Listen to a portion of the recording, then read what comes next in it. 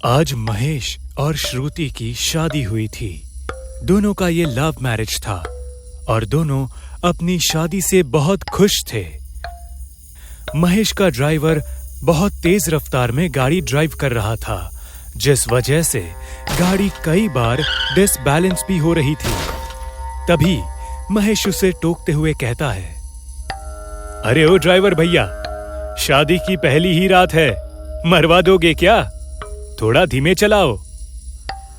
अरे साहब, ये जो शॉर्टकट आपने बताया है वो एक भूतिया मंदिर से होकर गुजरता है और कहते हैं उस मंदिर के आसपास डायन भटकती है जो आने जाने वाले को अपने वश में कर लेती है या उनके साथ ही चल देती है। वाह, कहानी तो बढ़िया है, लेकिन अफसोस ऐसी कहानियां बहुत सुनी है, तो अब ये सब मुझे बचकानी लगती है। तभी श्रुति उसे रोकते हुए कहती है, महेश, तुम्हारे पास जरा भी समझ नहीं है। ऐसे सुनसान जगहों पर इस तरह भूत प्रेत का मजाक नहीं उड़ाया करते। देख लिया ड्राइवर भैया, तुम्हारी वजह से अब मैडम से डांट पड़ रही है मुझे। तभी गाड़ी उस भूतिया मंदिर से गुजरने लगती है और ठीक उसी वक्त न जाने गाड़ी को क्या हो जाता है कि गाड़ी अपने आप धीमी होकर बंद पड़ जाती है। ओहो, ये क्या कर रहे हो यार? अगर ये सब तुम हमें डराने के लिए ऐसा कर रहे हो तो याद रखना, मैं तुम्हारी नौकरी खा जाऊंगा। अरे क्या सरकार, आप भी डर के मारे मेरी खुद की जान हलक में अटकी पड़ी है। ऐसे में हम आपको डराने का सोच भी कैसे सकते हैं? ना जाने गाड़ी को यहीं आकर क्यों बंद होना था। वैसे तुमने बताया था ये कोई मंदिर है ना? वैसे किस भगवान की यहाँ पूजा होती है? बताना तो नहीं चाहिए, लेकिन आपकी जानकारी के लिए मैं बता दूं, ये मंदिर काल भैरव का है।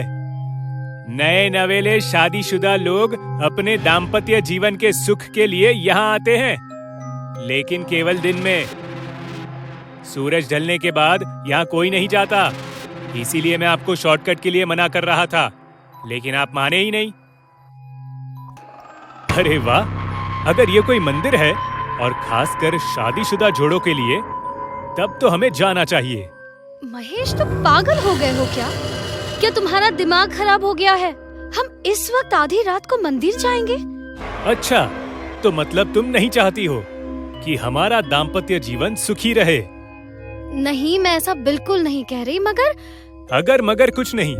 तुम चलो, मैं तुम्हारे साथ हूं ना। अरे मेरे मालिक, मत जाइए, वो डायन इसी के इंतजार में रहती है। महेश उस ड्राइवर की बातों को एकदम से नकार कर श्रुति के साथ कार से उतरता है और मंदिर की तरफ चला जाता है। उसकी नजर मंदिर के दरवाजे पर पड़ती है, जिसे देखकर ऐसा लग रहा था जैसे कि कोई 500 साल पुराना दरवाजा हो, क्योंकि उस पूरे दरवाजे में जंग लगा था। मंदिर तो बाहर से बड़ा इंटरेस्टिंग लग रहा है। चलिए मैडम, अंदर चलकर देखते हैं। महेश, मुझे ये जगह कुछ ठीक नहीं लग रही। प्लीज मेरी बात समझो। श्रुति महेश को रोकने की कोशिश करती है, लेकिन महेश नहीं रुकता और अंदर चला जाता है। लेकिन तभी श्रुति को याद आता है कि उसके बाबा ने उसे एक शक्तिशाली ताबीज दिया था, जो कि उसके बैग में है। महेश, याद है बाबा ने दुआ के तौर पर हमें ताबीज दिया था? मुझे लगता है हमें वो ले लेना चाहिए। ठीक है, तुम गाड़ी से उसे लेकर आओ, तब तक मैं अंदर तुम्हारा इंतजार करता हूँ। इतना कहता हुआ महेश मंदिर के अंदर चला जाता है। श्रुति को उस वक्त एक अजीब सा साया अपने आसपास महसूस हो रहा था। इस वजह से वो धीमे धीमे डरते हुए वापस गाड़ी की तरफ लौटने लगती है। दूसरी तरफ महेश बिना किसी की परवाह किए मंदिर के अंदर दाखिल हो जाता है। वो पूजा घर की तरफ बढ़ता है। वो जैसे ही पूजा घर में दाखिल होता है, मंदिर की घंटियां अपने आप आपस में टकराना शुरू कर देती है, जैसे आरती में होता है। उस वक्त तो हवा भी नहीं चल रही थी, तो ये घंटियां आपस में कैसे टकरा रही है? तभी उसकी नजर मंदिर की मूर्तियों पर पड़ती है। अरे, ये मंदिर है या भूतिया घर? पूजा घर में ना तो कोई दीप जल रहा है और ना ही किसी भी भगवान की कोई मूर्ति है। महेश खुद से ये बोल ही रहा होता है कि तभी उसके पीछे से श्रुति आवाज देती है, महेश, डार्लिंग इधर आ जाओ। महेश तुरंत पीछे पलटता है। श्रुति अपनी बाहें फैलाए खड़ी थी। अरे मेरी जान, तुम आ गई। मैं तुम्हारा कब से इंतजार कर रहा था।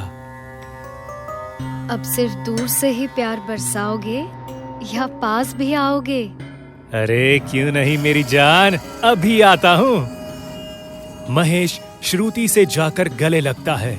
श्रुति उससे कहती है, महेश, क्या तुम भूल गए? आज हमारी सुहागरात है। अरे ये भी कोई भूलने की बात है भला?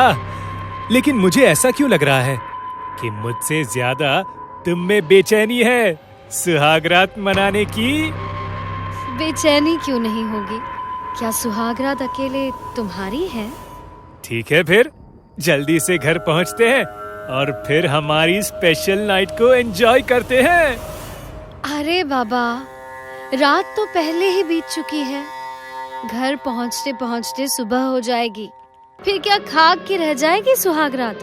तो फिर यही इसी मंदिर में हम आज सुहागरात मनाएंगे। महेश श्रुति को अपनी बाहों में लेता है और उसके साथ हम बिस्तर होने लगता है। लेकिन तभी महेश की नजर ऊपर टंगे कांच के झालर पर पड़ती है, जिसे देखकर महेश को तेज झटका लगता है। उसे श्रुति के शरीर की जगह एक चुड़ैल की डरावनी शक्ल और भद्दा शरीर नजर आ रहा था, जबकि असलियत में वो श्रुति थी। महेश को समझ आता है कि वो अपनी सुहागरात श्रुति के साथ नहीं बल्कि किसी चुड़ैल के साथ मना रहा है। तू कौन है? छोड़ मुझे, तू तो एक चुड़ैल है। महेश उस चुड़ैल से हटने की बहुत कोशिश करता है, लेकिन वो ऐसा करने में नाकामयाब रहता है और धीरे धीरे उसे तेज दर्द भी होने लगता है। उसे ऐसा लगा था कि बहुत जल्द अब वो थक कर मर जाएगा। वो चुड़ैल जिसने श्रुति का रूप लेकर महेश को अपने जाल में फंसाया था, वो अब फिर से अपने असली चुड़ैल के रूप में आ जाती है। बहुत समय बाद मुझे कोई मर्द मिला है। अब मेरे हवस की प्यास बुझा कर रहूंगी।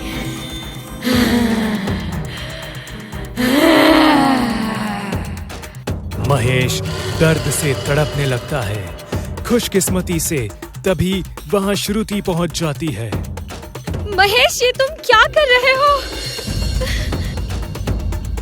श्रुति महेश को उस चुड़ैल के साथ हम बिस्तर होता देख लेती है। वो तुरंत अपनी ताबीज को महेश की तरफ फेंकती है, जिससे वो चुड़ैल जलने लगती है और महेश को आजाद कर देती है। फिर महेश और श्रुति भागते हुए गाड़ी की तरफ आते हैं, जहां उनका ड्राइवर गाड़ी स्टार्ट करता है। शुरू में तो गाड़ी स्टार्ट नहीं हो रही थी, पर दुआ करने के बाद गाड़ी स्टार्ट हो जाती है और वो सब वहां से तेजी से निकल जाते हैं।